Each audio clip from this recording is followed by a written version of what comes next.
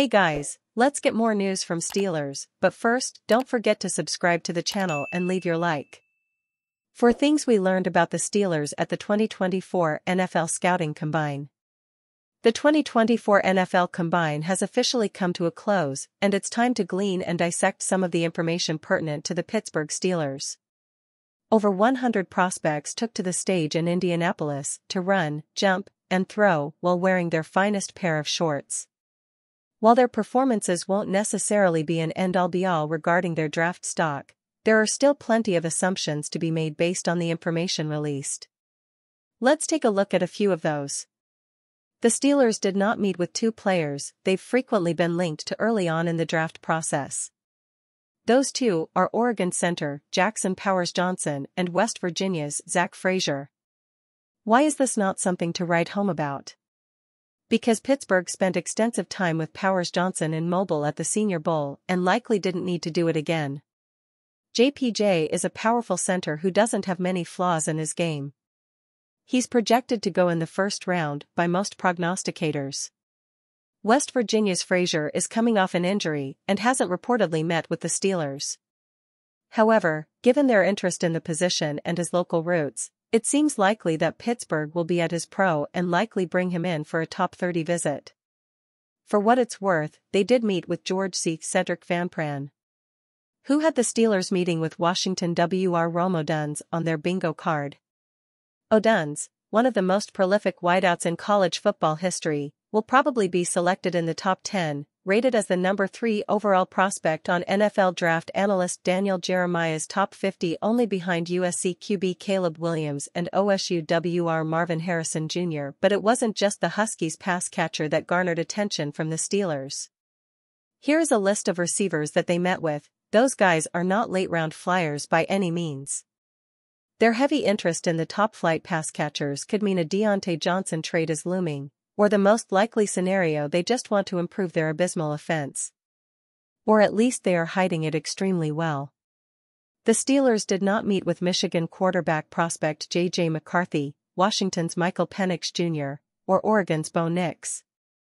Those three players could be available at pick 20, though McCarthy is a long shot given his recent apparent rise in draft stock. This aligns with the reports that Pittsburgh plans to either stick with Kenny Pickett as their signal caller or chase a new quarterback via free agency or a trade. Which brings me to my last takeaway. When Adam Schefter speaks, we should all listen. One of the NFL's top insiders said that Pittsburgh is interested in Chicago Bears QB Justin Fields. There are no doubts around the league that Fields will be traded. It's a formality that the Bears plan on drafting USC QB Caleb Williams with the first overall selection, which means that Fields, their first-round pick in 2018, won't have a spot on the roster. The Bears also said that they want to do right by Fields and trade him before free agency. Whenever they officially decide that Williams is their guy, they've decided. It doesn't necessarily feel like teams are lining up at the door to acquire Fields, which means a second-day pick could ultimately be the compensation that Chicago receives. If that's all it takes, given the Steelers' current quarterback situation, and the upside a guy like Fields presents, how could they not have interest? How big free agent signings could affect the Steelers' salary cap in 2025 and beyond? In a recent article, I detailed the relatively small first-year cap hit of recent big-money contracts from around the league to show that signing a big-money player is feasible without immediately destroying the Steelers' salary cap. 4-year and 5-year contracts have a first-year cap hit of about 10% of the total value of the deal, while a 15% first-year hit can be expected from a 3-year signing. These big contracts can easily be fit under the current year's cap, with a few current contracts being restructured. Now, let's take a look at how backloaded contracts like these would affect the Steelers' salary cap going forward in 2025 and beyond. One of the examples from that previous article was left tackle Orlando Brown signing with the Cincinnati Bengals in 2023. Brown signed for 4 years and $64 million. His cap hits, rounded to one decimal, each year are $10.4 million, $16.4 million, $15.3 million, and $22 million, respectively. About 35% of his cap hit occurs in the final year of that 4-year contract. This is what many call kicking the can down the road, where the team has a few years to figure out how to absorb that final year cap hit.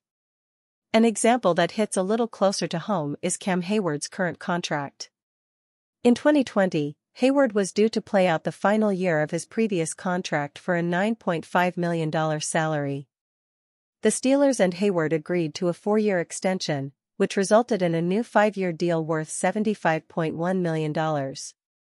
Hayward's year-by-year cap hits were $9.3 million, $7.5 million, $17.4 million, $22.3 million, and $22.4 million, respectively. That means that 30% of Hayward's total contract is now set to count against the salary cap in 2024. That also means that leading up to now, the Steelers had an all-pro playing for relatively low cap hits on a year-to-year basis. Those days of low cap hits are over, and it's time for Omar Khan to figure out how to absorb that $22.4 million hit for 2024. That discussion will take place in another article. Hayward's contract was only used here as a Steeler example of one of these big money contracts and its effect on future years. Now that we know roughly how much of a big money contract will affect future cap space, it's time to consider another common question. What does the Steelers' salary cap situation look like going forward, and can they afford the future big money hits? Keep in mind that salary cap space is a very fluid situation, continually affected by roster cuts, signings, and contract restructures, with the biggest factor being the NFL announcing what the actual salary cap will be ahead of each new league year. Under the league's collective bargaining agreement with the NFL Players Association, the salary cap is determined each year by a percentage of the previous year's league revenues. As such, the new salary cap isn't set until the league does all of its accounting for the previous season. Steelers WR Diontae Johnson appears to clap back at trade rumblings. According to Sportskeeda's Tony Pauline, the Pittsburgh Steelers could trade wide receiver Diontae Johnson this offseason. Johnson, though, seemed unfazed by Pauline's report, which surfaced on March 3. The wideout appeared to respond to the trade rumor on social media hours after the report. "People just be talkin'," Johnson wrote on X, formerly Twitter, along with a yawning emoji. In the 10 minutes after that tweet, Johnson posted 2 more tweets. While the first one was more cryptic, the second one appeared to again address the trade rumor. "It is what it is," Johnson wrote with a shoulder shrug emoji.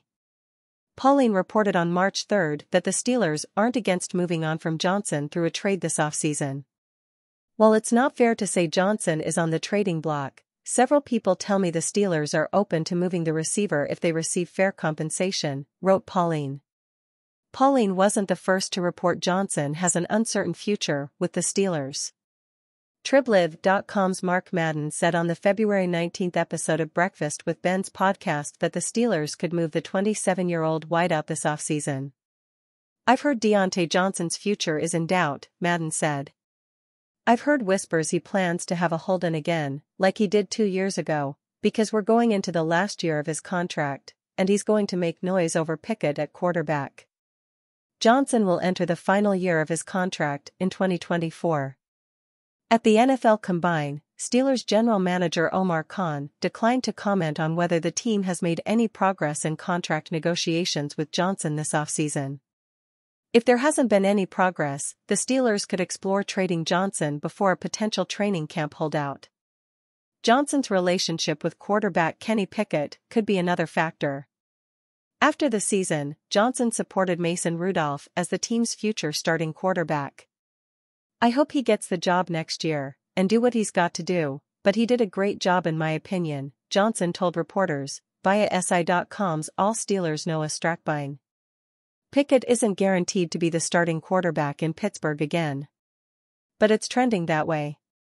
He is currently the only signal caller on the Steelers roster. If the Steelers anticipate Johnson becoming a problem during the 2024 season, it might be prudent to trade him before the situation gets dire. While Pauline's report may not be entirely out in left field, it's far from a guarantee that the Steelers will trade Johnson. Even if the team anticipates losing him in free agency next year, the Steelers need Johnson for Pickett's development. Assuming Pickett is the team's starting quarterback, The 2024 season will determine if Pickett has what it takes to be Pittsburgh's guy behind center. With that in mind, the Steelers should want to put their young quarterback in the best position to succeed. Trading one of the team's top receivers is the exact opposite of that. Johnson has recorded at least 50 catches and 680 receiving yards in all 5 of his NFL seasons. In 13 games last year, Johnson posted 51 catches for 717 yards and 5 touchdowns. Johnson's best statistical campaign came in 2021 when he registered 107 catches for 1,161 yards and 8 touchdowns. That was Ben Roethlisberger's final season. If the Steelers have competent quarterback play, and Johnson is healthy, he has the potential to post those numbers again in 2024. Therefore, the compensation may have to be more than fair for the Steelers to depart with Johnson. And you fan, what do you think of the Diontae Johnson situation? Leave your opinion in the comments.